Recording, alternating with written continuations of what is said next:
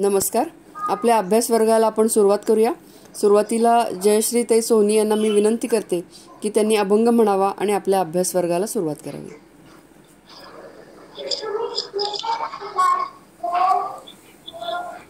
दिन हाका मारी द्वारी तुझ्या हरी, कधी जाईल हाक तुझ्या कानावरी.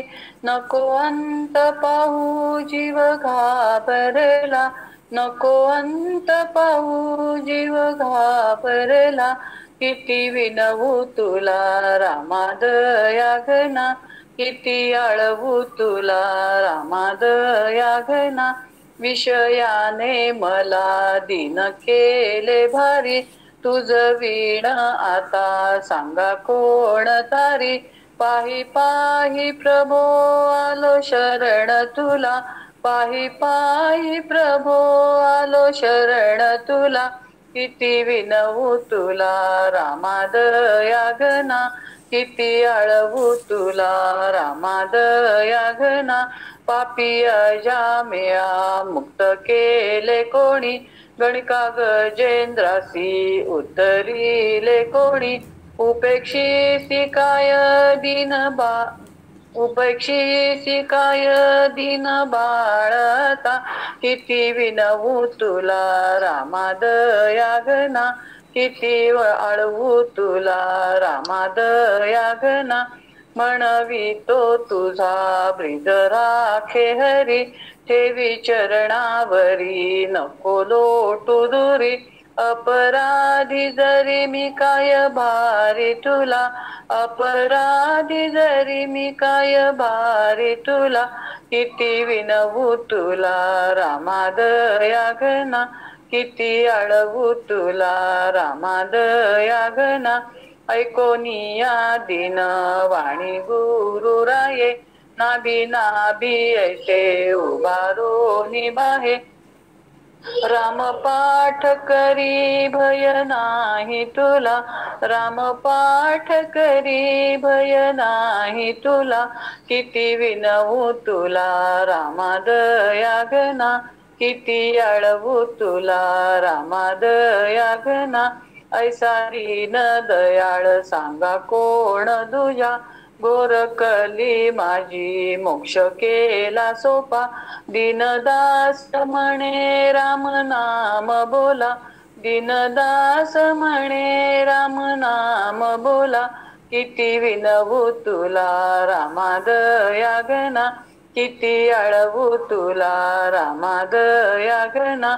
किती विनवू तुला, किती आळवू तुला, किती विनवू तुला, किती आळवू तुला रामा दया घना. छान. रामाला अळवून झालेला आहे. मी आता डॉक्टर देशपांडे यांना विनंती करते की त्यांनी निरूपणाला सुरुवात करावी. नमस्कार. ब्रह्मानंदं परमसुखदं केवलं ज्ञानमूर्तिं, द्वन्द्वातीतं गगनसदृशं तत्त्वमस्यादिलक्ष्यम्. एकं नित्यं विमलाचलं सर्वधी साक्षिभूतं, भावातीतं त्रिगुणरहितं सद्गुरुं तं नमामि. गुरुर्ब्रह्मा गुरुर्विष्णु गुरुर्देवो महेश्वरा, गुरुः साक्षात् परब्रह्म तस्मै श्री गुरवे नमः. आपण 16वा अध्याय अभ्यासत आहोत आणि असुर शक्ती, असुरांचे गुण किंवा दुर्गुण याचा आपण उहापोह करत आहोत. खरं तर चांगल्या गोष्टींचा आपण बराच उहापोह आपल्या भगवद्गीतेत अनेक ठिकाणी झाला आहे की ज्ञानी माणसाची लक्षणं, सद्गुणी माणसाची लक्षणं, अनेक चांगल्या गोष्टींची आपण उजळणी बऱ्याच अध्यायांमध्ये केली. पण हे जे करायला नको, जे आपलं व्हायला नको याचा अभ्यास करायला पाहिजे. म्हणून बहुतेक हे 16व्या अध्यायात विस्ताराने भगवंतांनी आपल्याला आसुरी गुणांचं बद्दल दिलेली माहिती. आणि त्याच्यात आपण मागच्या 15 आणि 16व्या श्लोकामध्ये बरेचसे जे गोष्टी अभ्यासल्या. त्याच्यामध्ये ते आसुरी गुण असलेली व्यक्ती ही अज्ञान विमोहित असते, ती मोहजाल समावृत्त असते. म्हणजे अज्ञानाच्या जाळात अडकलेली असते, विमोहित असते, अनेक चित्त विभ्रांत असते, अनेक ठिकाणी तिचं चित्त अडकलेलं असतं. कामभोगेषु पतंती असं म्हणलेलं आहे की ते काम, क्रोध, मद, मोह, मत्सर याच्यात ते अडकलेले असतात आणि त्यांचा शेवटी नरके शुचो असं म्हणलं आहे. पतंती नरके शुचो म्हणजे आसुरी गुण असलेले व्यक्ती, त्यांना वाटतं की मी मोठा धनिक आहे, मी अमुक आहे, तमुक आहे, मी मोठा कुळात जन्मलेलो आहे, माझ्यासारखा दुसरा कोणीच नाही, मग मी यज्ञ करीन, मी दान करीन, मी मजेत राहीन. अशा प्रकारे अज्ञान विमोहिता असे झालेले आसुरी गुण असलेले लोक अनेक प्रकारांनी भ्रांत चित्त झालेले असतात, अनेक चित्त विभ्रांत, आणि मग मोहाच्या जाळ्यात अडकलेले असतात आणि विषय भोगात सुद्धा ते अत्यंत आसक्त असतात आणि असे आसुरी लोक अपवित्र अशा नरकात पडतात असं भगवंत सांगतात. 15व्या-16व्या श्लोकात त्यांनी हे सांगितलेलं आहे. आता पुढे भगवंत काय सांगतायत हे आपण 17व्या श्लोकात बघणार आहोत. तर मी चव्हाण वहिनींना विनंती करतो की त्यांनी श्लोक आणि त्याच्या अनुषंगिक ज्ञानेश्वरीतील ओव्यांचं वाचन करावं.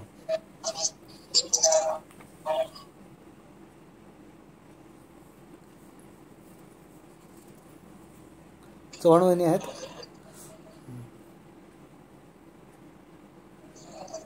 हॅलो, नमस्कार. हां, नमस्कार. हां, ऐकायला येतं? हॅलो. हा, ऐकायला येते ना? हां, आता येते. हां.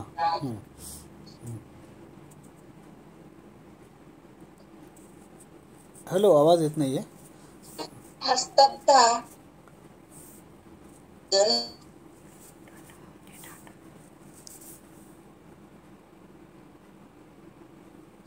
यजंते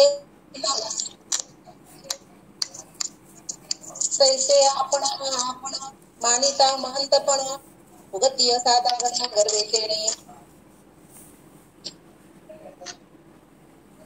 मगलो नेणती कैसे आती लोहाचे खांब तैसे त्या उधवले आकाशे शिळाराशी. तैसे आपुरी बरवे आपणची रिजता जेवे तृणाही मुनी आगवे मानती नीच. बरी धनाचे मदिरा माजुनी धनुर्धरा मुक्ता कृत विचारा सवते केले. जयांगी आयती ऐसी तेथ नाणाची गोठी कायसी तरी काय काय पिसी न करीती गा. म्हणून कोणी एके वेळे मोठे मध्याचे निबळे यागाची ही टवाळे आदरिती. ना कुंड मंडप वेदी ना उचित साधन समृद्धी तैसे आपण तयासी अवनिधी. ना कुंड मंडप वेदी ना उचित साधन समृद्धी आणि तयासी तव विधी द्वंद्वची सदा. देवा ब्राह्मणाच्या नावे आडवारे नाही नोहावे ऐसे आधी तेथ यावे लागे कवणा. पैवा सर्वाचा भोकसा गायी पुढे ठेवून दैसा उघाणा घेते क्षीररसा बुद्धिवंत. तैसे यागाचे निनावे जगवाहुनी हवे नागविती आगवे अहेरारारी. ऐशा काही आपुलिया होमिती जे उजरिया देणे कामिती प्राणिया सर्वनाशू. या 17व्या श्लोकात भगवंत म्हणतात, आत्मसंभाविताः स्तब्धा धनमान मदान्विताः यजन्ते नाम यज्ञैस्ते दंभेनाविधी पूर्वकम. याच्यामध्ये ते म्हणजे ते आत्मसंभाविताः, आत्म म्हणजे स्वतः, आत्मसंभाविताः म्हणजे स्वतःलाच श्रेष्ठ मानणारे, संभावना करणे स्वतःची म्हणजे स्वतःला ग्रेट मानणारे, स्वतःला श्रेष्ठ मानणारे. स्तब्धा म्हणजे घमेंडखोर. धनमान मदान्विताः, धनमान मदाने म्हणजे पैशाचा गर्व, मानात एखाद्या पोझिशनचा गर्व, त्या मदाने म्हणजे त्या गुर्मीने उन्मत्त झालेले. धनमान मदान्विताः यजन्ते नाम यज्ञस्ते दंभेन अविधिपूर्वकम. अविधिपूर्वकम म्हणजे शास्त्रविधी सोडून, शास्त्रविधी विहीन.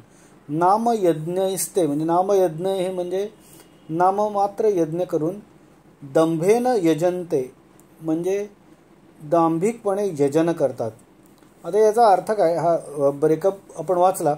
साधारणतः स्वतःला अतिशय श्रेष्ठ, ग्रेट, मोठे, थोर समजणारे, घमेंड असणारे, घमेंडखोर लोक. आपण हे आसुरी गुणांचे बद्दल चर्चा करतोय, आसुरी दुर्गुणांबद्दल चर्चा करतोय. तर आसुरी स्वभावाची व्यक्ती कशी असते की ती स्वतःला श्रेष्ठ मानते, ती घमेंडखोर असते, तिला पैशाचा गर्व असतो, त्याच्या एखाद्या पोझिशनचा गर्व असतो, समाजातल्या किंवा नोकरीतल्या किंवा अजून कुठल्या काय असेल सोशल पोझिशनचा गर्व असतो. त्यांनी मनाने ते उन्मत्त झालेले असतात.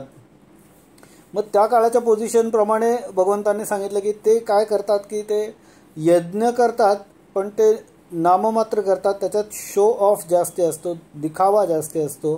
त्याच्यामध्ये शास्त्राचा म्हणजे फॉलो केलं जात नाही. नाममात्र यज्ञ करून दांभिकपणे तो त्याचा सोहळा करणं असं साजरं केलं जातं या आसुरी गुणाच्या व्यक्तीकडनं, असं भगवंत सांगतात. आता आपण जर विचार थोडासा हे केला तर आपल्याला आजच्या जगात सुद्धा या गोष्टी घडताना दिसतात. आजच्या जगातही आपल्याला अत्यंत घमेंडखोर, स्वतःला मोठं थोर मानणारी माणसं दिसतात. पैशाचा रोग असलेली, पैशाचा घमेंड असलेली माणसं दिसतात. कारण असताना किंवा कारण नसतानाही मानाच्या पोझिशनचा गर्व असणारी लोक आपल्याला दिसतात. म्हणजे त्या मानाची पोझिशन असेल तरी गर्व नसणारी व्यक्ती ही विरळच दिसते. मग ते हे गोष्टी आपल्याला आजही दिसतात. आजही आपल्याला वेगवेगळे सोहळे, समारंभ, पूजा मोठ्या प्रमाणात ज्या होतात काही याच्यात, त्याच्यातसुद्धा असं करणारे लोकही दिसतात. मनापासून करणारेही असतात, पण असे करणारेही काही लोक आपल्याला दिसतात. जे लोक स्वतःच स्तुती करतात, स्वतःच प्रशंसा करत राहतात, स्वतःचा मोठेपणा बडेजाव स्वतःच्याच तोंडाने गात राहतात, स्वतःचे कौतुक करत राहतात की मी असा, मी तसा. ते स्वतःला श्रेष्ठ मानतात, महान समजतात. पण जर खरोखरच जे आचार आणि विचार आणि गुणांनी आणि त्यांच्या कृतींनी जे श्रेष्ठ आहेत ते सज्जन मात्र असं एकतर वागत नाहीतच, पण या सज्जनांकडून अशा व्यक्तींचा फारसा गौरव होत नाही किंवा त्यांच्याकडनं अशा व्यक्तींचं फारसं कौतुक केलं जात नाही. त्यांच्याकडून हे आत्मसंभवी जे लोक असतात त्यांचं ॲप्रिशिएशन केलं जात नाही, कारण त्यांच्या लेखी हे सगळं करणं हे योग्य नसतं. हे आसुरी गुणांचे लक्षण आहेत हे त्यांना माहिती असतं. साधू लोक त्यामुळे अशा लोकांची खोटी स्तुती करत बसत नाहीत. श्रेष्ठ विद्वान असे जे लोक आहेत ते निरर्थक स्तुती कुणाचीही करत नाहीत. किंबहुना ते जास्ती मौन राहतात, शांत राहतात. ती व्यक्ती स्तुती करण्यासाठी पात्र असली पाहिजे, ती आसुरी गुणांनी लिप्त नसली पाहिजे, तरच अशा सज्जन व्यक्ती त्यांचं कौतुक करतात. साधूंना कोणत्याही प्रकारचा स्वतःचा काही स्वार्थ त्याच्यातनं मिळवायचा नसल्यामुळे ते उगीच तोंड देखील कोणाची खोटी स्तुती करत बसत नाहीत. मग अशा वेळेला ही जी लोकं असतात ती कोणातरी आपल्या स्तुतीपाठक आपल्या जमा करून स्वतःचा उदो करतात. आपल्या मध्ये जे गुण नाहीत ते गुण आपल्यामध्ये कसे आहेत असं आपलं कौतुक जे करतील अशा व्यक्तींच्या टोळक्यामध्ये किंवा चौकडीमध्ये ते राहतात आणि स्वतःला मोठं भासवण्याचा प्रयत्न करतात. त्यांचा हा केविलवाणा जरी प्रयत्न असला तरी तो अनेक वेळा समाज संभव होतो. त्यामुळे आत्मसंभवी लोकांच्यामध्ये अत्यंत असा अहंकार बळावतो. याचा परिणाम काय होतं की मग हळूहळू हे जसं यशस्वी होऊ लागतं तसं ते लोक अधिक उर्मट होतात, उद्धट होतात. त्यांच्यामध्ये कुठल्याही प्रकारची नम्रता राहत नाही, विनयशीलता राहत नाही. आणि इतकंच काय की त्यांना मग पुढे चांगल्या लोकांचा, सज्जनांचा रिस्पेक्ट करणं किंवा त्यांचा आदर करणं किंवा त्यांच्यासमोर नम्रतेने वागणं हे सुद्धा लोक ही विसरून जातात घमेंड त्यांचं वाढल्यावर. आणि मग खरं तर ॲटलिस्ट आई, वडील, गुरु यांच्यासमोर तरी आपण नतमस्तक व्हायला पाहिजे हे भानसुद्धा ही लोक विसरून जातात. नम्रता त्यांच्या लेखी अजिबात राहत नाही. मग ते राजा असोत, सम्राट असोत, किती बलवान असोत, सामर्थ्यवान असोत, पण किमान गुरुपुढे नमणं हे आपल्या संस्कृतीत आहे. पण हे घमेंडखोर लोक जे आहेत ते या गोष्टीलाही विसरतात आणि त्यांना असं वाटतं की या सगळ्याच व्यक्तींनी आता माझ्या मनाप्रमाणे वागलं पाहिजे आणि ते उन्मत्त झालेले असतात. त्यामुळे नम्रता आणि विनयशीलता त्यांच्या वागण्या बोलण्यातनं मात्र दिसून येत नाही. आता याला कारण काय असतं की त्यांच्याकडे असलेली अत्यंत मोठ्या प्रमाणावरची सत्ता किंवा मोठ्या प्रमाणावरची संपत्ती किंवा सत्ता आणि संपत्ती हे एकत्र येतातच. त्यामुळे ते दोन्हीची गोष्टींचा त्यांच्याकडे आलेला त्या सगळ्या दोन्ही गोष्टींमुळे त्यांच्याकडे सोबत आलेला उन्मत्तपणा, उद्धटपणा, अहंकारीपणा हा सगळा त्यांना हे करायला भाग पडतो की त्यांच्यातली नम्रता शून्यवत होऊन जाते. मग भगवंतांनी असं उदाहरण दिलं की त्या काळात आता ते यज्ञयाग मोठ्या प्रमाणावर होत असत, तर यज्ञयागादी कर्म करताना सुद्धा हे शास्त्रविधीप्रमाणे हे घमंडखोर लोक यज्ञ करत नाहीत. मग त्यासाठी जे ठरवून दिलेलं स्थान असेल, जागा असेल, वेळ असेल, ते ज्याच्यावर बसून ते करायचं आहे किंवा ज्याप्रमाणे मंत्र म्हणायचे आहेत, ज्या क्रमाने ते म्हणायचे आहेत, ज्याप्रमाणे ते विधी करायचे आहेत किंवा वगैरे या सगळ्या गोष्टी ते न जुमानता केवळ दिखावा आणि इव्हेंट घडवून आणणे अशा प्रकारे ते करून घेतात. परमेश्वराला प्रसन्न करण्यासाठी त्यांचा यज्ञाचा फारसा हेतू नसतो, तर स्वतः मी कसा दानशूर आहे, धार्मिक आहे अशी माझी ख्याती व्हावी आणि मी मोठ्या प्रमाणावर दान धर्म केला आहे या संपत्तीचं प्रदर्शन घडवावं यासाठी हा यज्ञ ते करतात आणि स्वतःचं महत्त्व वाढवावं यासाठी ते यज्ञ करतात असं भगवंत सांगतात. आता आजच्या काळात सुद्धा आपल्याला या प्रकारची लोक दिसतात. सोशल मीडियाने तर प्रसिद्धी आणि प्रचार याची अनेक दालनं उघडून दिल्यामुळे आता तर ह्याचं खूपच वाढलं आहे की अगदी छोटी छोटी गोष्ट केली तरी ती अविधीपूर्वक केली तरी त्याचं अगदी विधीपूर्वक जाहिरात मात्र केली जाते आणि कधी कधी त्याच्यात साधन शुचिता बाळगली जात नाही. आता याच्याबद्दल या श्लोकाबद्दल माऊलींनी काय म्हणले की माऊली म्हणतात की माऊलींनी काय याच्यात काही असुरांच्या ज्या या दुर्गुणांचं वर्णन जे केलेलं आहे भगवंताने त्याबद्दल काही असे दाखले किंवा उदाहरणं दृष्टांत असे माऊली देतात. त्याच्यात ते म्हणतात की हे असुर कसे असतात की लोखंडाचे ओतीव खांब जसे असतात तसे ते असतात. म्हणजे ते टँजिबल नसतात, ते फ्लेक्झिबल नसतात, त्यांचं विचार किंवा आचार हे फ्लेक्झिबल नसतात, ते मनमानी करणारे असतात. लोखंडाचा ओतीव खांब कसा वाकत नाही, लवत नाही, झुकत नाही, त्याच्यात नम्रपणा नसतो किंवा तसं हे आसुरी लोकांचं वागणं असतं असं माऊली म्हणतात. किंवा आकाशात उंच गेलेला पर्वत हा कसं खाली बघू शकत नाही किंवा खाली वाकू शकत नाही तसे हे लोक नम्र न होणारे असतात. त्याशिवाय माऊली अजून म्हणतात की ही लोक आत्ममग्न असतात. मी माझा माझ्यासाठी स्वतःवर खुश असणारे आत्ममग्न स्वमग्न अशी ही लोक असतात. यांच्यामध्ये माऊली म्हणतात की क्षुद्र भाव असतो, दुसऱ्याला गवताच्या पात्याप्रमाणे क्षुद्र ते मानतात. आणि माऊली अजून एक त्यांना उदाहरण देतात की म्हणतात की धनरूपी दारूने मस्त श्रीमंतीची नशा आलेली ही लोक असतात. जशाप्रमाणे मदिरा पिऊन हे नशा केली जाते तशा प्रकारे वरी धनाची या मदिरा माजुनी धनुर्धरा कृत्याकृत्य विसरा सवते केले असं माऊली म्हणतात. योग्य आणि अयोग्य त्यांना त्यामुळे अशा श्रीमंतीची नशा असल्यामुळे आपण जे करतोय वागतोय ते योग्य किंवा अयोग्य याची कृती समजत नाही किंवा त्याचं भान त्यांना राहत नाही, कारण ते मनमानी करत असतात. मग हे मनमानी करताना अनेकांवर अन्याय, अनेकांचा अपमान किंवा अनेकांवर अत्याचार होऊ शकतो याचं भान त्यांना राहत नाही आणि ते स्वतःला जगाहून मोठे समजतात असं माऊली म्हणतात. आणखी माऊली म्हणतात की मूर्खपणा रूपी दारूच्या मदतीने बळाने यज्ञाची नक्कल करणे, मग त्यात कुंड, वेदी, साधने, विधी, साधन, शुचिता आणि खराखुरा भक्तिभाव, श्रद्धा या सगळ्यांची या देवयज्ञात वानवा असते किंवा ह्या सगळ्या गोष्टी या यज्ञात नसतातच. देव, ब्राह्मण, सोवळे ओवळे, सात्विकता या शब्दांचं अशा आसुरी गुणाच्या लोकांना वावडं असतं.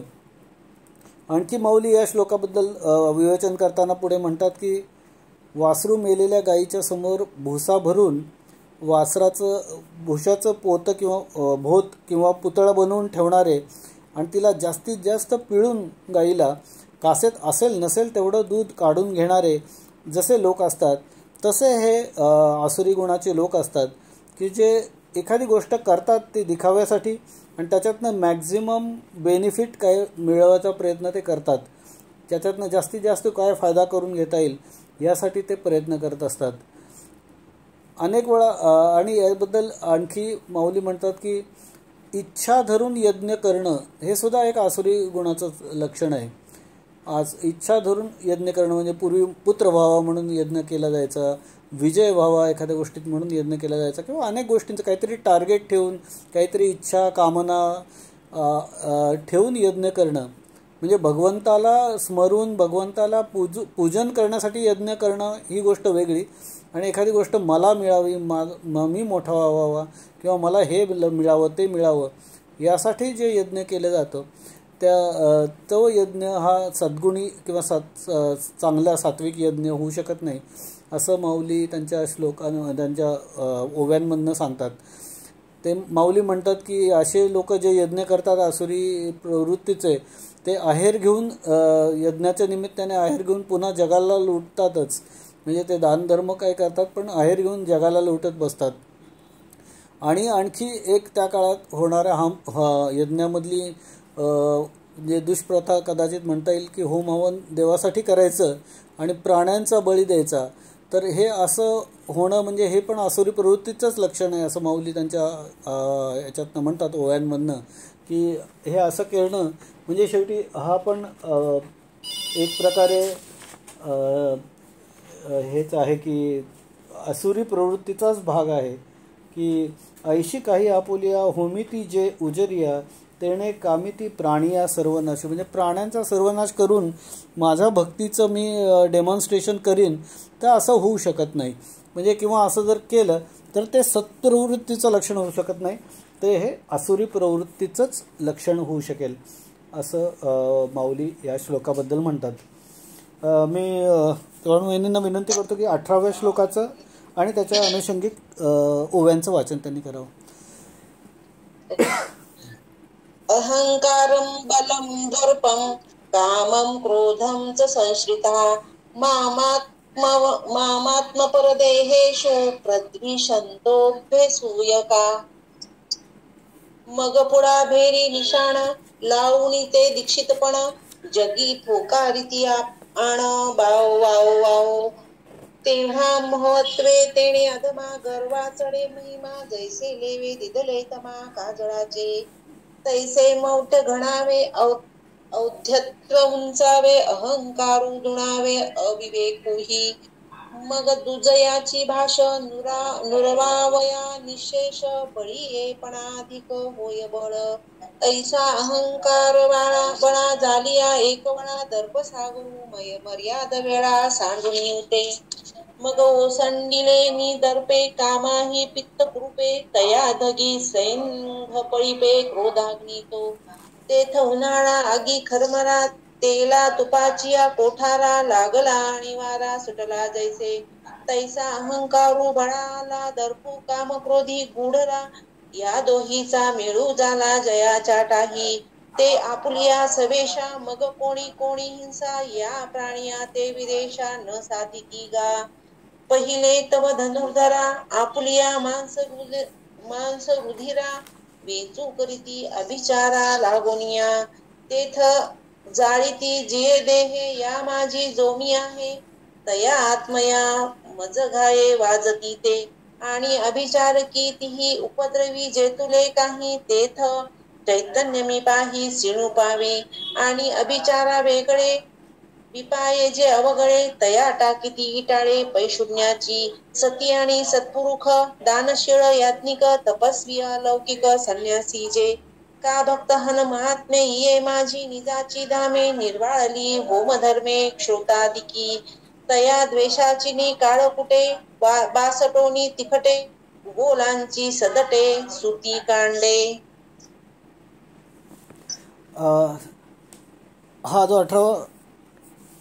हा जो श्लोक आहे 18वा, त्याच्यात सेल्फ एक्सप्लेनेटरीच आहे. आपण अर्थ समजून घेऊया. अहंकारम बलम दर्पम कामम क्रोधम च संश्रिताः मामात्मपरदेहेषु प्रद्विषंतोभ्य सूयकाः.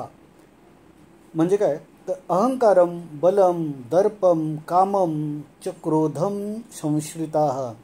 अहंकारम म्हणजे अहंकार, बलम म्हणजे बळ सामर्थ्य, दर्पम म्हणजे एक दंभ जो असतो तो, कामम म्हणजे इच्छा, आणि क्रोधम या सगळ्यांचा आश्रय घेतलेले. आता आपण आसुरी लोकांचे दुर्गुण वाचतो आहोत.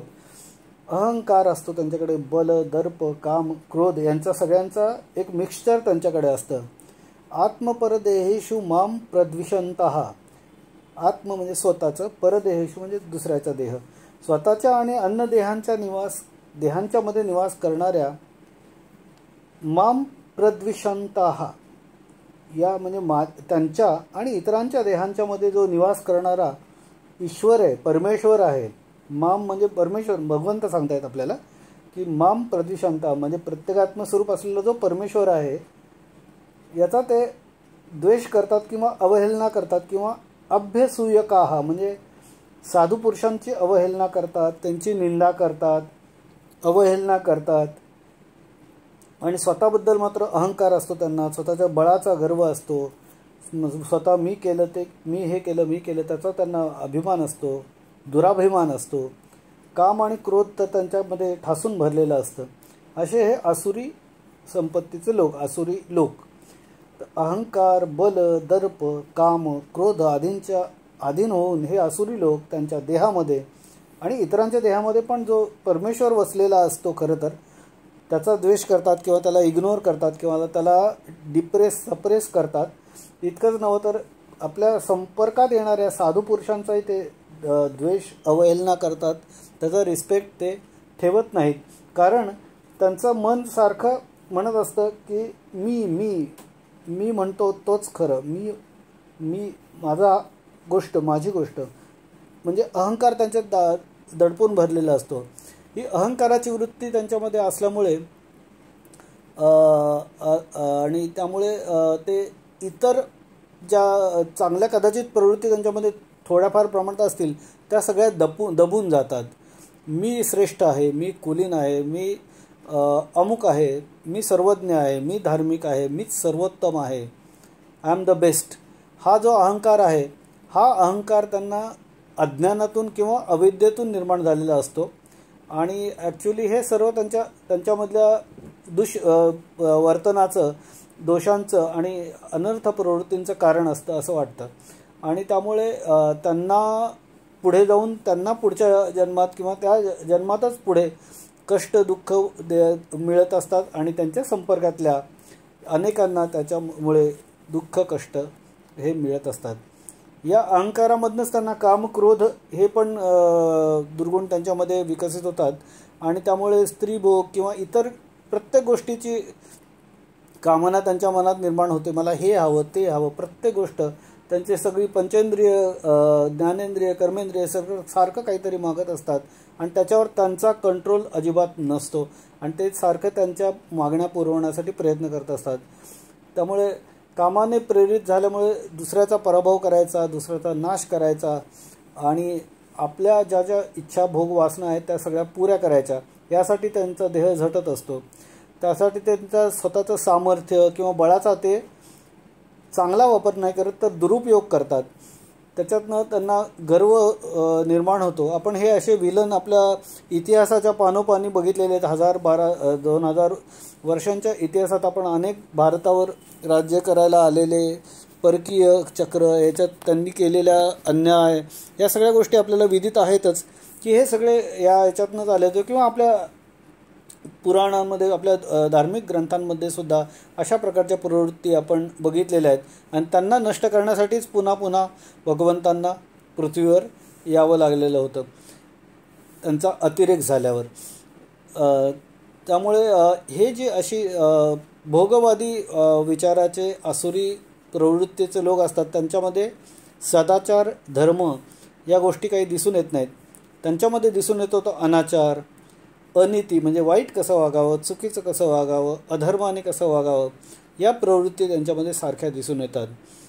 एखादी व्यक्ती त्यांच्या मनाविरुद्ध वागली तर त्यांना प्रचंड क्रोध होतो आणि एखाद्या प्रत्येक गोष्टीकडनं त्यांचं इच्छा पूर्ण व्हावी असा त्यांना काम त्यांच्यामध्ये विकार जोरात असतो, मोठ्या प्रमाणात असतो. ते जर क्रोधिष्ट झाले तर ते मग विध्वंसक होतात, हिंसा करतात, क्रूर कर्मांमध्ये त्यांचं रूपांतर होतं आणि म्हणजे दोषच दोष त्यांच्यामध्ये निर्माण होतात. त्यांना स्वतःपेक्षा कोणी श्रेष्ठ आहे असं वाटत नाही. परमेश्वराला सुद्धा ते श्रेष्ठ मानत नाहीत किंवा जुमानत नाहीत. परमेश्वराला जर जुमानत असते तर कदाचित त्यांच्यामध्ये या आसुरी प्रवृत्ती एवढ्या वाढल्या नसत्या. जर परमेश्वर असेल तर मीच परमेश्वर आहे, कारण मीच सत्तावान आहे, सर्वगुण संपन्न आहे, सर्व शक्तिमान मीच आहे आणि कोणी जगायचं, कोणी मरायचं, कोणी काय करायचं हे मीच ठरवतो, अशी भावना त्यांच्यामध्ये निर्माण होते. आपण बघितलेलं आहे इतिहासात असे अनेक राज्यकर्ते होऊन गेले की जे स्वतःला देवाचं रूप किंवा हे असं मानायला लागले होते आणि मग शेवटी त्यांचाही अंत वाईट झालेला आहे.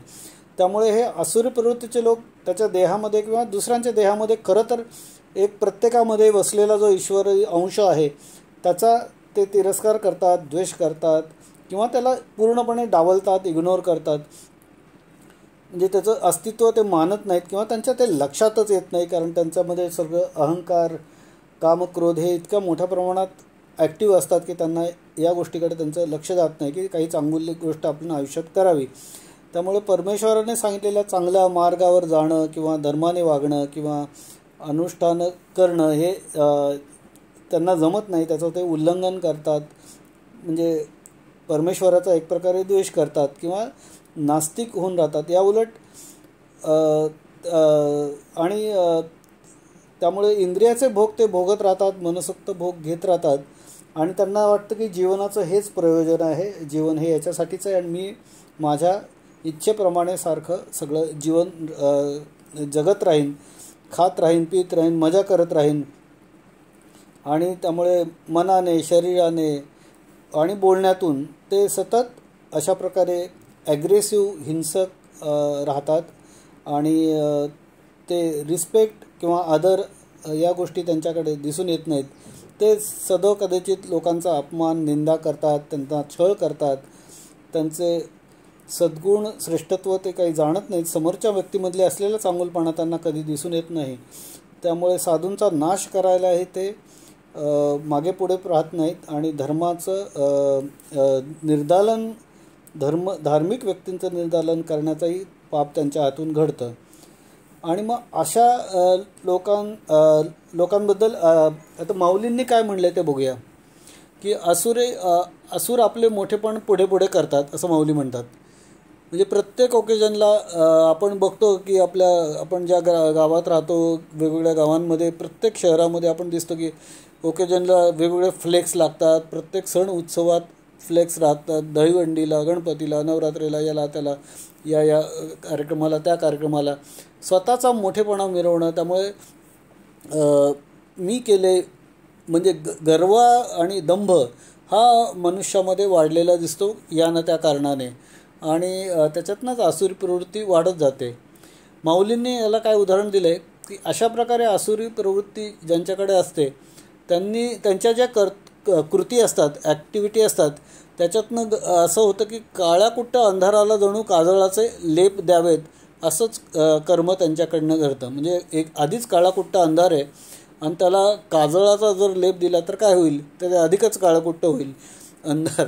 तर अशा प्रकारे माऊलीने त्याचं वर्णन केलं या गोष्टीचं की आसुरी गुणांचं.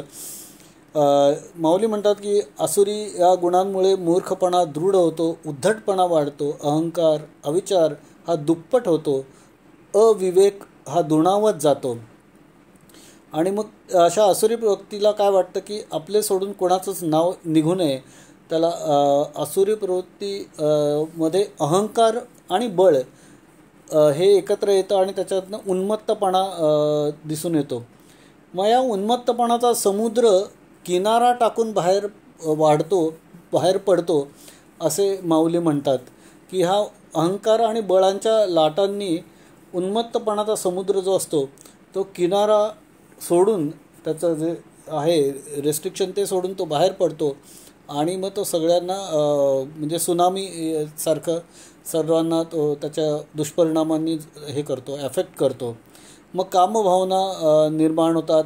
त्याच्यामुळे समजा पित्त खवळतं आणि त्याच्यामुळे त्या कामभावना पूर्तता झाली नाही तर मग क्रोध निर्माण होतो आणि क्रोधाचा अग्नी सगळ्या परिसराला जाळायला लागतो. याला माऊली असं उदाहरण देतात की रखरखीत उन्हाळ्यात समजा तेला तुपाच्या कोठाराला आग लावावी आणि वाऱ्याने ते पसरवावं, असं हे आसुरी संपत्तीच्या आसुरी गुणांच्या लोकांचं वर्तन असतं. त्यामुळं बळ प्लस अहंकार प्लस काम प्लस क्रोध प्लस उन्मत्तपणा या सगळ्या गोष्टी जेव्हा संमिश्र होतात, एकत्र येतात, तेव्हा हिंसा ही होते. आणि मग ती शाब्दिक असेल, दैहिक असेल, वेगवेगळ्या प्रकारची हिंसा आपण मागे बघितलेली आहे. तर त्या प्रकारचे हिंसा होते. मग ते दुसऱ्यांना मारणं असंही होतं आणि कधीकधी या गोष्टीची पूर्तता झाली नाही तर कधीकधी आत्मघात करणे असंही यांच्या हातून होतं. आणि त्यामुळे काय होतं की त्यांच्यातला जो परमेश्वर आहे त्याला या सगळ्या गोष्टीच्या वेदना होतात असं माऊली म्हणतात. मग आता ह्या आसुरी वृत्तीच्या लोकांचे टार्गेट्स कोण असतात, कुणाला हे त्रास देतात, तर पतिव्रता स्त्रिया असतील, सत्पुरुष असतील, साधू पुरुष असतील, दानशूर व्यक्ती असतील, याज्ञिक, तपस्वी, संन्यासी, या सर्वांना वाईट शब्दांचे बाण, द्वेषाचे विष चोपून ते बाण त्यांच्या धनुष्यातून मारतात आसुरी लोक, असं माऊली या श्लोकाचं वर्णन करताना सांगतात. आपण पुढच्या श्लोकाकडे जाऊया. 19वा श्लोक.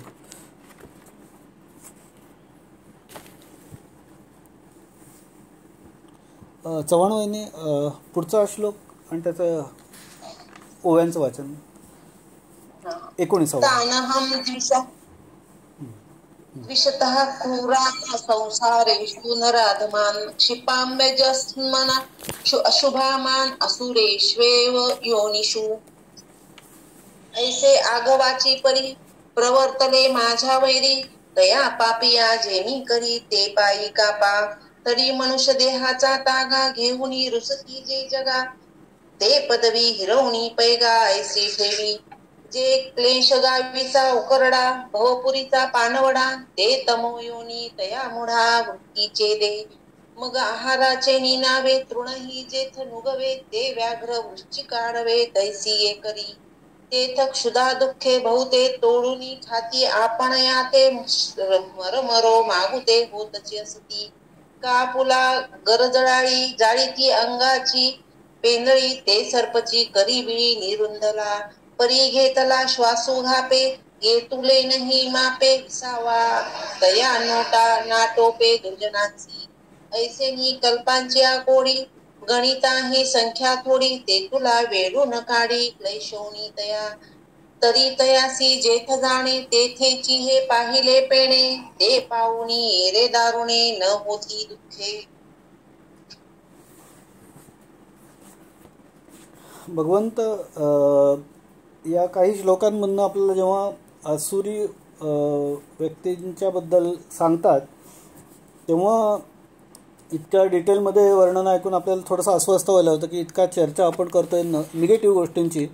पण हे जाणून घेणं गरजेचं आहे की भगवंत जेव्हा आपल्याला या निगेटिव्ह आसुरी गुणांविषयी विस्तृतपणे सांगतात तेव्हा आपल्याला लक्षात येतं की खरं तर आपल्याला अस्वस्थ व्हायला होतं की एवढं आपण नकारात्मक गोष्टींविषयी किती चर्चा करतो आहोत. पण नकारात्मक गोष्टींची आपल्याला जाणीवही व्हायला हवी की जेणेकरून त्याचा पुढे त्याचा परिणाम काय होतो आणि अशा दुष्ट क्रूर कर्म करणाऱ्या नराधमांना परमेश्वर कोणती शिक्षा देतो ही माहिती देण्यासाठी आधी भगवंत सांगतात की कुठल्या गोष्टी मला तुमच्याकडनं अपेक्षित नाही आहेत, ज्या आसुरी गुण संबोधले जातात किंवा आसुरी पद्धतीने केल्या जातात किंवा आसुरी मानल्या जातात, तर त्या जर केल्या तर भगवंत म्हणतात की परमेश्वर मी त्यांना एक काही शिक्षा देतो. आता हे शिक्षा देणं हे भगवंताचं काम आहे. जसं आपल्या देशात आपला कायदा आहे, आपलं संविधान आहे, आणि त्या कायद्याप्रमाणे वागलं नाही तर आपल्याला काही शिक्षा होऊ शकते. तसंच या जगाचे काही नियम आहेत, या कुटुंब संस्थेचे काही नियम आहेत, तसंच जीवन जगण्याचे काही नियम आहेत. तसंच आपण ज्या धर्माला मानतो त्या धर्मात काही गोष्टी योग्य काही अयोग्य आहेत, आणि त्या जर चुकल्या किंवा वर्तनात आपल्या जीवनात ओव्हरऑल तर त्याला काहीतरी शिक्षा आहे. आणि भगवंत सांगतात की या आसुरी वृत्तीने जर वागणारी लोक असतील तर त्यांना मी काय शिक्षा देतो.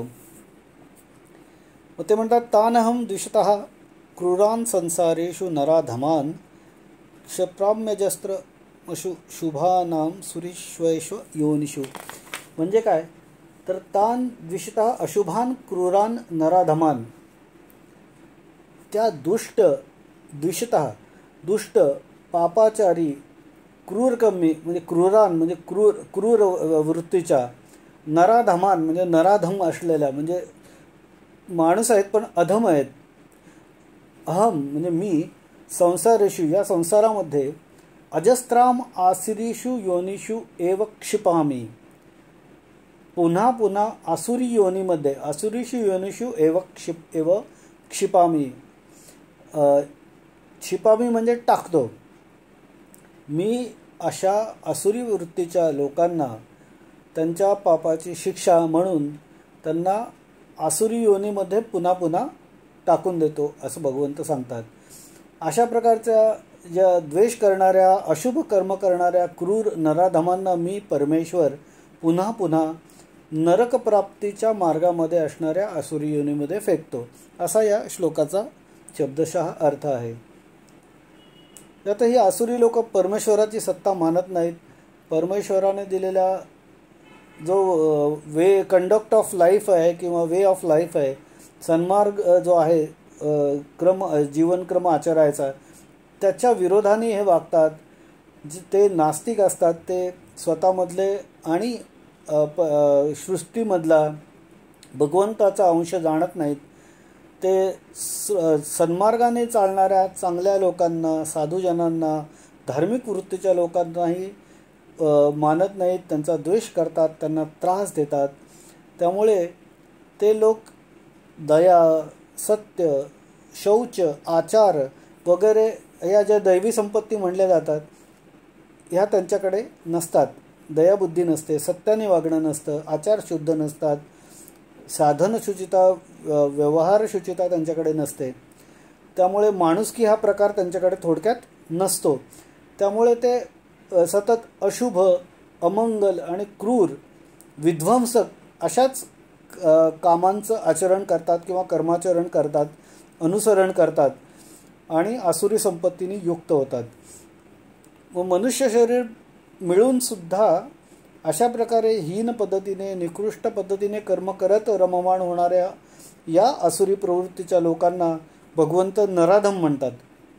आणि मग अशा लोकांना भगवान अतिशय शिक्षा अशी देतात की ते निकृष्ट आसुर योनीमध्येच त्यांना पुन्हा पुन्हा जन्म देतात. म्हणजे त्यांची मुक्तता काही होत नाही आणि त्यांचं अधो योनीमध्ये पुन्हा पुन्हा पुनर्गमन होतं.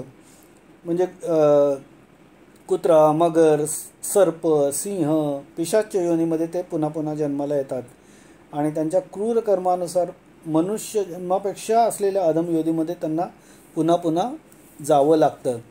याबद्दल माऊलींनी काही शब्द वापरले आहेत की माऊली म्हणतात की क्लेशरूपी गावाचा उकिरडा आणि संसाररूपी शहराचा पाणवठा. म्हणजे संसार हा सुद्धा क्लेशकारकच आहे आणि क्लेशरूपी गावाचा उकिरडा अशा ठिकाणची वतनदारी मी या आसुरी प्रवृत्तीच्या लोकांना देतो असं माऊली त्यांच्या श्लोक याच्यातनं सांगतात, ओव्यांमधनं सांगतात. पुन्हा माऊली हा श्लोक अजून एक्सप्लेन करताना म्हणतात की अशा योनींमध्ये मी आसुरी प्रवृत्तीच्या लोकांना टाकतो असं भगवंत म्हणतात. जिथं खाण्याकरता गवतही उगवत नाही अशा अरण्यात मी त्यांना वाघ किंवा विंचू वगैरे करतो. त्यामुळे भुकेच्या तहानेच्या तीव्र वेदना, सतत इतर कुणाच्या तरी हल्ल्याची भीती आणि मृत्यूची भीती त्यांची सोबत कायम करेल असे मी पाहतो. मग तीव्र भुकेने ते कधीकधी स्वतःलाच खातात किंवा आपल्याच फ्रॅटर्निटीमधल्या लोकांना खातात आणि पुन्हा अधोयोनीत पुन्हा एकदा जन्माला येतात. विष सोबत बाळगून बिळात कायम लपून राहणाऱ्या, आयुष्य काढावं लागणाऱ्या सापाचं आयुष्य मी या आसुरी योनीच्या लोकांना देतो असं माऊलींनी याच्यात वर्णन केलेलं आहे. याच्यानंतर पुढचा वेळ आहे का? पुढचा एक श्लोक घेऊया, 20वा. चव्हाण वहिनींना विनंती करतो की त्यांनी श्लोकाचं वाचन करावं. आसुरयोनी मापन्ना मूढा जन्मनि जन्मनि माम प्राप्यैव कौन्तेय ततो यान्त्यधमां गतिम्.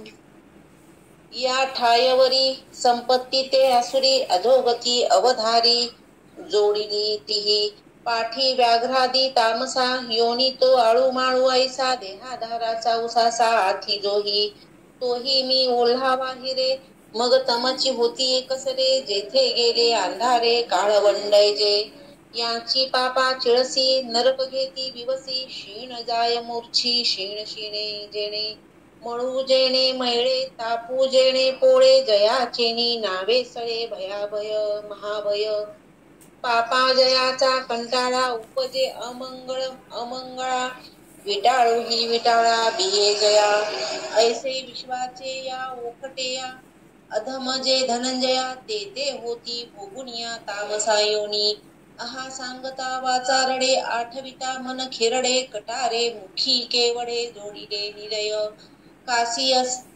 काही सया ते आसुर संपत्ती पोषिती वाऊर जिया दिधले घोर पतनायसे म्हणून तुवा धनुर्धरा नोहा वेगात या मोहरा जेवता वासू आसुरा संपत्तीवंता आणि दंभादी दोष साही हे संपूर्ण जयाचे ठाई ते त्यजावे हे काही म्हणो कीर.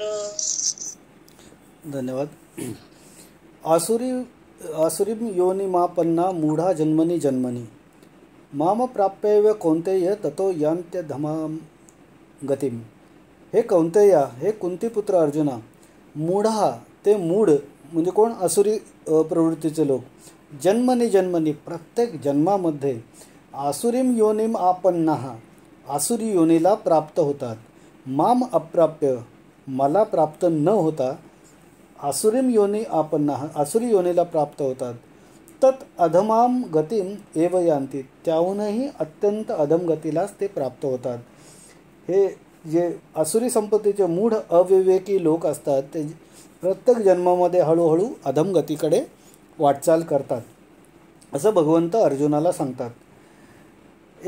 आता या अध्यायामध्ये आपण बघतो की आसुरी प्रवृत्तीच्या बद्दल अधिक डिटेल्समध्ये भगवंतांनी सांगितलेलं आहे, लक्षणं सांगितलेली आहेत की याच्यातनं आपल्याला दिसतं की जो आसुरी प्रवृत्तीचा माणूस आहे तो मूढ आहे, तो मूर्ख आहे, तो अविवेकी आहे. त्याचे आचार विचार उच्चार हे सगळ्यांमध्ये कुठल्या गुणाचं प्राबल्य आहे तर तमोगुणाचं प्राबल्य जास्ती दिसतं. त्यामुळे त्याचे विचार आचार क्रूर असतात, विध्वंसक असतात. तो पापाचरण अतिशय सहजपणे करतो. त्याचे विचारही तसेच तामसी आणि वाईट पद्धतीचे असतात. तमोगुणाचा त्याच्यावर प्रभाव असतो. त्यामुळे सर्व कर्मामध्ये, सर्व त्याच्या ॲक्टिव्हिटीजमध्ये, वागण्यामध्ये, बोलण्यामध्ये, चालण्यामध्ये, विचार करण्यामध्ये तमोगुणाला प्राधान्य असतं आणि त्यामुळे तो अधोगतीला जातो असं परमेश्वर सांगतात आणि तो मला प्राप्त होत नाही असंही ते सांगतात. परमश्रेयस मार्गाचं अनुसरण करावं हे त्याला कळत नाही आणि त्याच्या मनामध्ये ही भावना इच्छा निर्माण होत नाही. 9व्या अध्यायात भगवंतांनी सांगितलं होतं की 9व्या अध्यायातला 3रा श्लोक त्यांनी सांगितलं होतं की अश्रद्धाना पुरुषा धर्मसास्य परंतप अप्राप्य मा निवर्तन्ते मृत्यू संसार वर्तमनी, की हे परंतपा, या धर्मावर श्रद्धा नसलेले पुरुष मला प्राप्त न होता मृत्यूरूप संसार चक्रात फिरत राहतात. इथंही भगवंतांनी सांगितलं की आसुरी योनीमध्ये मूढा जन्मनी फिरत राहतात. याचा अर्थ भगवान अधम योनीमध्ये ढकलत नाहीत त्यांना, तर ते स्वतःच म्हणजे आसुरी प्रवृत्तीचे लोक स्वतःच्या कर्मांनी, क्रूर कर्मांनी, वाईट गोष्टींनी, वाईट वर्तनाने अधोयोनीला जात असतात. खरं तर आसुरांनी सन्मार्गाचं अनुसरण करावं, आपल्याकडे यावं, भगवंताकडे यावं, त्यांचा पण उद्धार व्हायला हवा अशी भगवंताची सुद्धा इच्छा असते. पण दुर्दैवाने आसुरी प्रवृत्तीचा व्यक्ती हा विवेक भ्रष्ट झालेला असतो. म्हणजे वैराग्यानं तू कोणतेही असं त्यांनी मध्ये भगवंतांनी सांगितलं की तू वैराग्याने किंवा विवेकाने मला जाणून घे, अभ्यासाने जाणून घे, जे काय जमेल त्या गोष्टींनी तू मला जाणून घे, समजून घे. पण इथं विवेक आणि वैराग्य या दोन्ही गोष्टी यांच्याकडे नसतात आणि त्यामुळे त्यांना भगवंताचं एक्झिस्टन्स कळत नाही, जाणीव होत नाही आणि ते भगवंताला येऊन भेटत नाहीत, मिळत नाहीत.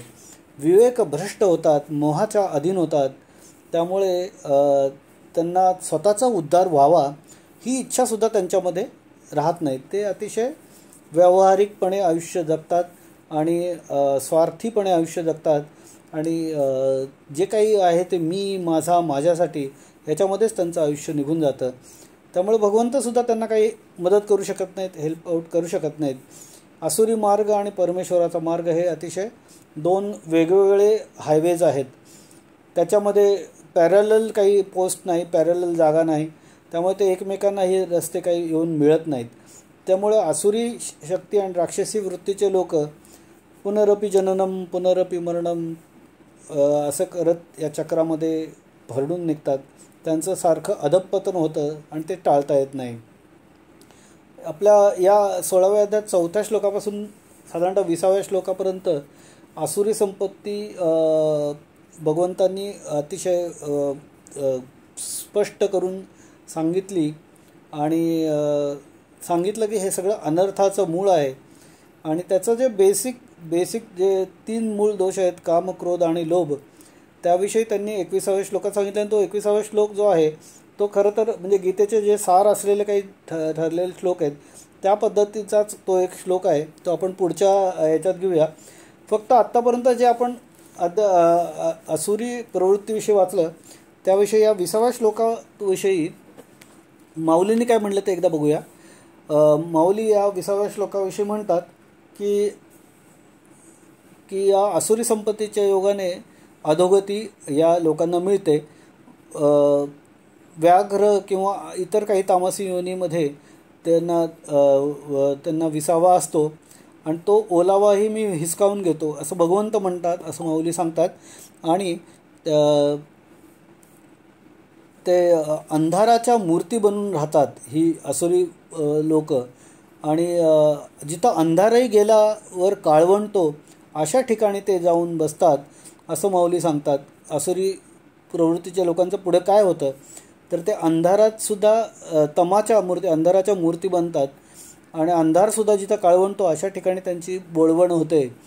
पापालाही जिथं किळस येईल अशा ठिकाणी ते राहतात आणि नरकही ज्याला भील किंवा घाबरेल अशा ठिकाणी त्यांना राहावं लागतं. आणि श्रम पण जिथं दमून जातील, थकून जातील आणि चक्कर येऊन पडतील अशा प्रकारचे श्रम त्यांच्या वाट्याला येतात. घाणसुद्धा ज्याच्या मुळे मळून जाईल, तापसुद्धा ज्याच्यामुळे पोळून जाईल, अशा प्रकारे महामृत्यूचं भय त्यांना मिळतं.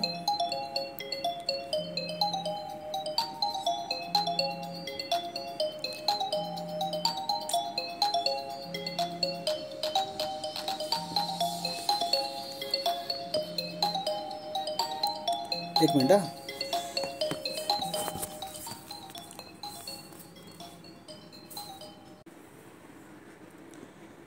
हॅलो. हां, त्या पद्धतीने अर्जुना भगवंत म्हणतात की अर्जुना, विश्वातल्या सगळ्यात वाईटात वाईट जी गोष्ट, निकृष्टातली निकृष्ट जी गोष्ट आहे ती या आसुरी प्रवृत्तीच्या लोकांना भोगावी लागेल. कारण त्यांना भगवंताचा अंश काही जाणून घ्यायची इच्छा होत नाही, त्यामुळे त्यांना हे सगळं भोगावं लागेल असं ते म्हणतात. आणि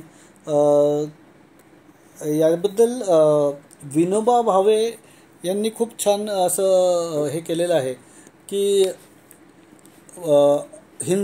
अहिंसक विनोबा भावे जरा गांधीवादी होते आणि हिंसा आणि अहिंसा याबद्दल त्यांनी बरंचसं तात्विक उहापोह केलेला आहे. गीतेविषयी बोलताना पण त्यांनी असं म्हटलं की हिंसा टाळण्यासाठी प्रथम हिंसा ही नव्हतीच, सगळं चांगलं होतं, पण नंतर अहिंसा या गोष्टी व्हायला लागल्या.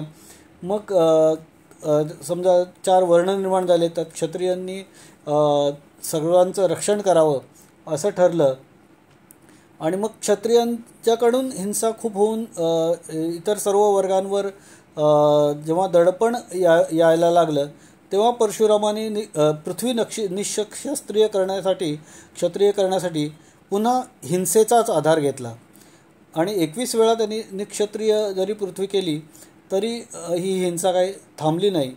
मग पुन्हा हे जे ब्रह्मावतरण करणारे लोक होते ते पुन्हा अहिंसक झाले आणि त्यांनी पुन्हा क्षत्रियांना त्यांचं संरक्षण करण्यासाठी विनवणी केली. जसं रामाच्या त्रेतायुगात आपण बघतो की विश्वामित्र वसिष्ठांनी वेगवेगळ्या राक्षसांपासून त्यांच्या यज्ञातनं रामाला विनंती केली आणि त्यांनी त्यांच्या यज्ञाचं रक्षण केलं.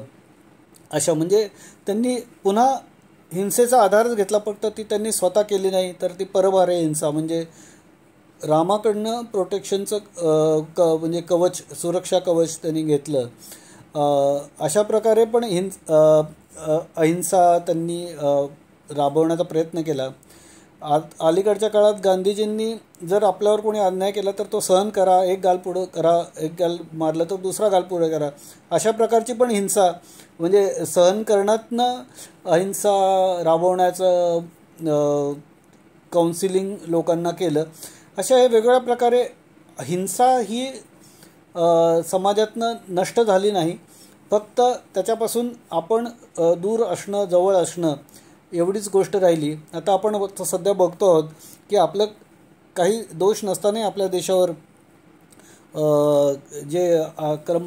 जे गोष्टी घडलेल्या आहेत आणि त्यामुळे युद्धाची परिस्थिती आहे, ते अशीच गोष्ट आहे की ती लादलेली आहे, पण ती हिंसा आवश्यक अशी हिंसा आहे आणि त्याला आपण टाळू शकत नाही. फक्त ती आसुरी प्रवृत्तींना कंट्रोल करण्यासाठीची हिंसा आहे. त्यामुळे हिंसा करणं म्हणजे आसुरी प्रवृत्ती असं नसून ते हिंसेचं जे कारण आहे, क्लॉज आहे, तो काय आहे याच्यावर त्या गोष्टीचं अवलंबून आहे असं विनोबा भावे यांनी म्हटलेलं आहे की हिंसेचे जे कारण आहे, कृतीच्या मागचं कारण आहे, त्याच्यावर त्या हिंसेचं आसुरी किंवा दैवी गुण आहे का याच्यावर हे ठरतं. जसं की आहाराच्या बाबतीत विनोबा भावे म्हणतात की पूर्वी जर समजा यज्ञात होत असेल काही प्राणी हिंसा, किंवा आताही अनेक जत्रांमध्ये आपण बघतो की प्राण्यांना मारलं जातं, शेळी यात्रा केली जाते आणि त्यावेळेला पूर्वी हे जर समजा जास्त प्रमाणात असेल तर मग काही जणांनी ऋषीमुनींनी सुचवलं की परजीव मारू नका, म्हणजे पूर्ण शाकाहार. आणि पूर्ण शाकाहार ज्यांना जमत नाही त्यांनी ॲटलिस्ट मग फक्त या अशा जत्रांमध्येच हिंसाचार करावा किंवा मांसाहार करावा असं सुचवलं. नंतर गौतम बुद्धांनी सुचवलं की तुम्हाला जर मांसाहार करायचा असेल तर करा, पण किमान देवाच्या नावाने करू नका.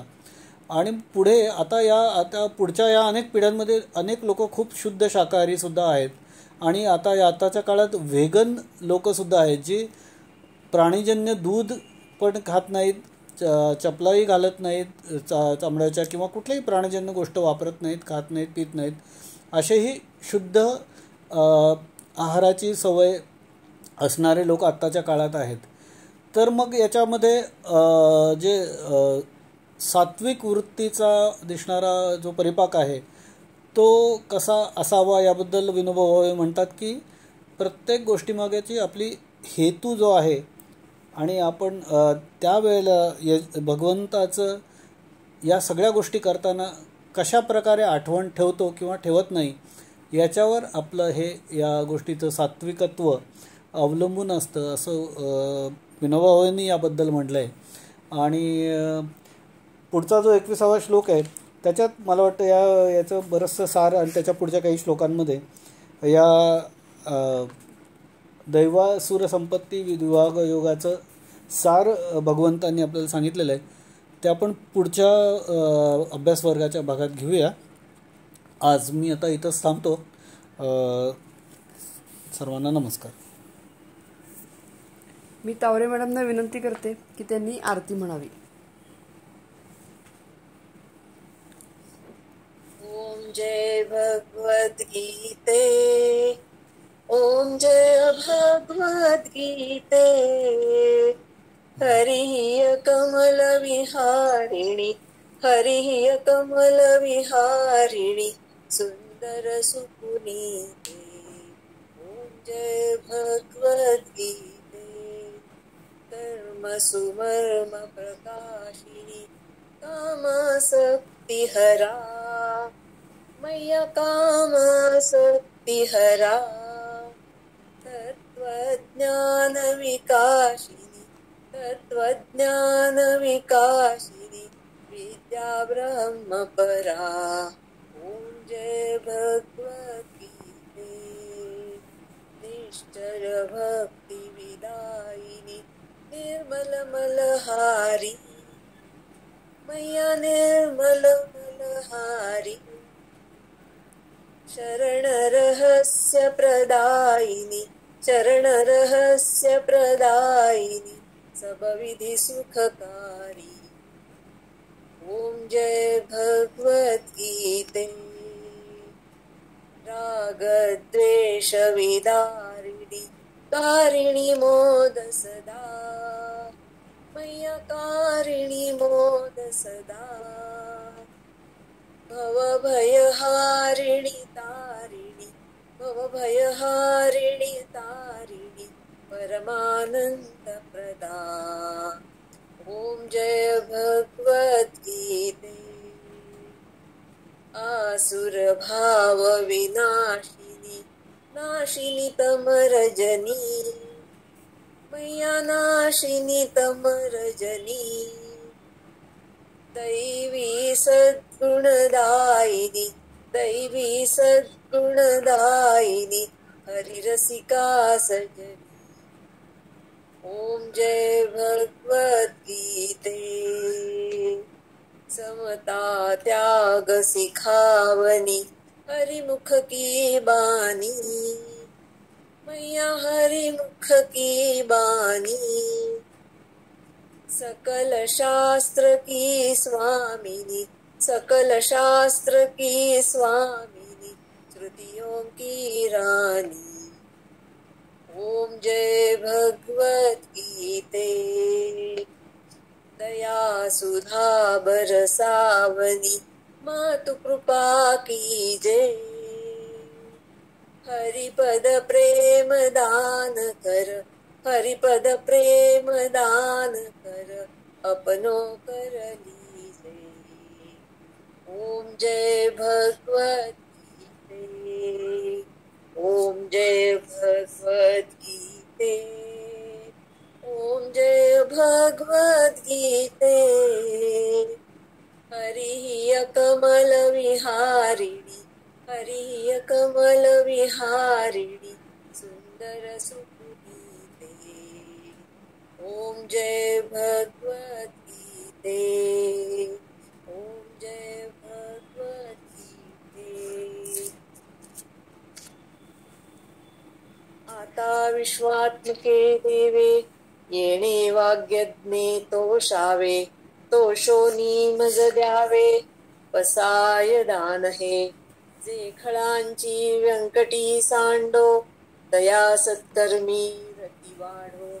भूता परस्परे पडो, मैत्र जीवाचे दुरिताचे तिमिर जावो विश्वस्वधर्म सूर्ये पाहो जो जे वांछील तो ते लाहो राणी जात वर्षत सकळ मंगळी ईश्वर निष्ठांची मांदियाळी अनवरत भूमंडळी पेट तू भूता चला कल्पतरूंचे आरव चेतना चिंतामणींचे गाव बोलते जे अर्णव पीयूषाचे चंद्रमेजे अलांछन मार्तंड जे तापहीन हे सर्वाही सदा सज्जन सोय रे होतु किंबहुना सर्व सुखी पूर्ण होऊनी तिथी लोकी भजिजो आदि पुरुषी अखंडित आणि ग्रंथोपजीविये